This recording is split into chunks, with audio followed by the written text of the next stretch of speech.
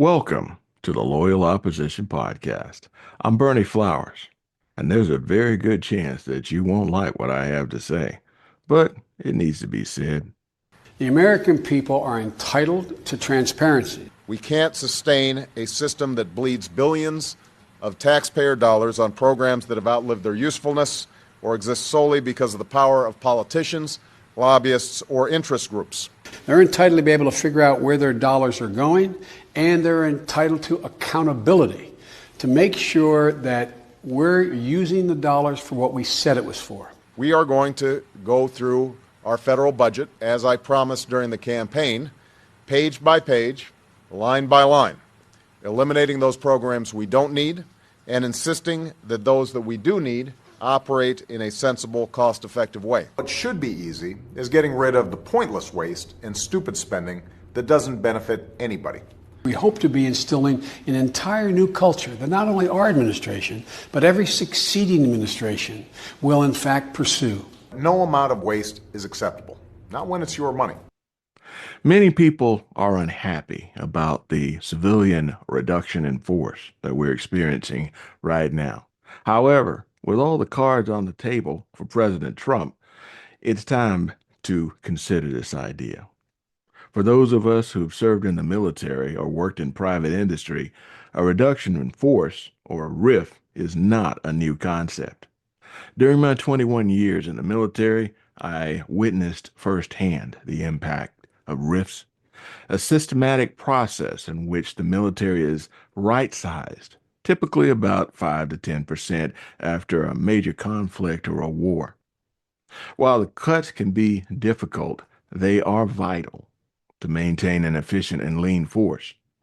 An experience that I remember back in 1991, while I was attending Air Force Squadron Officer School in Alabama, I met a young aviator who just returned from a dangerous deployment to Iraq. His sacrifices were very significant. He became a single parent after his wife decided to leave him while he was overseas. We were in school together during that time, and the U.S. Air Force, in their infinite wisdom, decided that his services were no longer needed.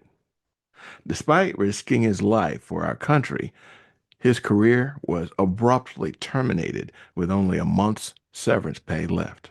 Now, this man had a child, but that's how the Air Force left him. And this scenario is an example of some of the tough love that needs to happen in order to keep our country safe. It wasn't fun, but it had to be done. So why hasn't this practice been mirrored in the civilian workforce? Well, to tell you the truth, it has. During the late 90s, Bill Clinton fired well over 300,000 federal workers. So, contrary to popular belief, the federal civilian workforce has not been insulated from the performance-based evaluations that we see in the military and the private sector.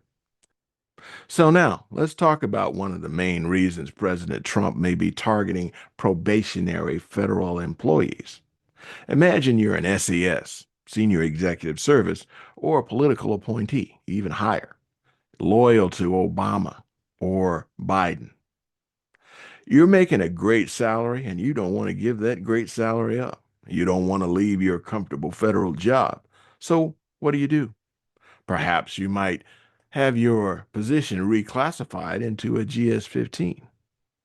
A GS-15 position gives you the opportunity to have civil service protections, allowing you to stay hidden in the system and keep your high salary, but continue to slow down the progress of the new administration. Nice deal, huh? Sounds kind of swampy, doesn't it?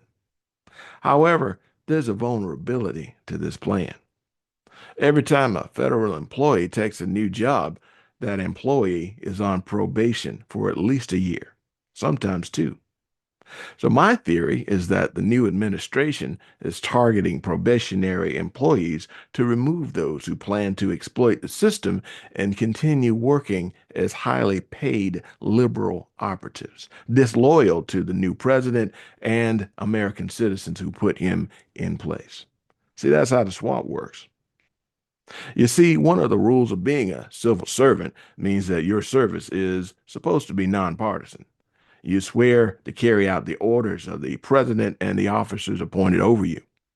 Your political opinion is to be kept to yourself. Your job is to faithfully execute the orders of the officers above you and the orders given to you. You don't have to agree. You just have to do as you're told to the best of your ability. That's the job. Of course, when you can no longer execute the orders of the officers appointed above you, you have the right to leave. My career was cut short when I decided that I would not take Joe Biden's jab. Nobody cried for me. Nobody cared. I even asked to be exempted from taking the jab on religious grounds. However, no one in the federal government cut me any slack.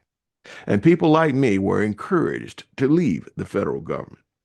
I was fortunate and blessed because I was barely retirement eligible, just made the cut. However, many of my contemporaries were not so lucky. Many are still struggling. Lastly, sharing 5 accomplishments with your boss is not unreasonable.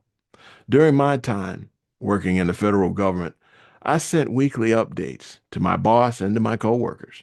No one asked me to do this. It was just expected. Everything that I handled that wasn't classified was transparently shared.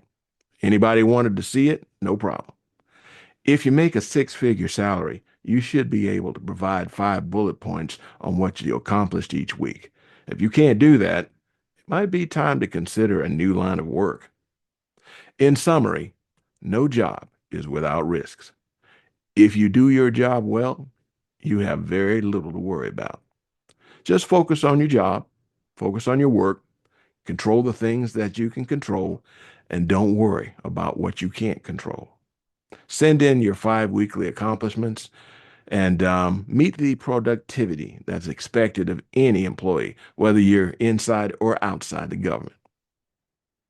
Thanks for tuning in to the Loyal Opposition Podcast. If you like what you hear, I ask that you subscribe and share with your friends. And remember, it's okay to disagree, but if we want our country to prosper, we must insist on unity, transparency, and civility from ourselves and our fellow citizens. I'd like to hear your opinion. If time permits, please leave me a comment. Until then, stay vigilant, stay informed, and stay free.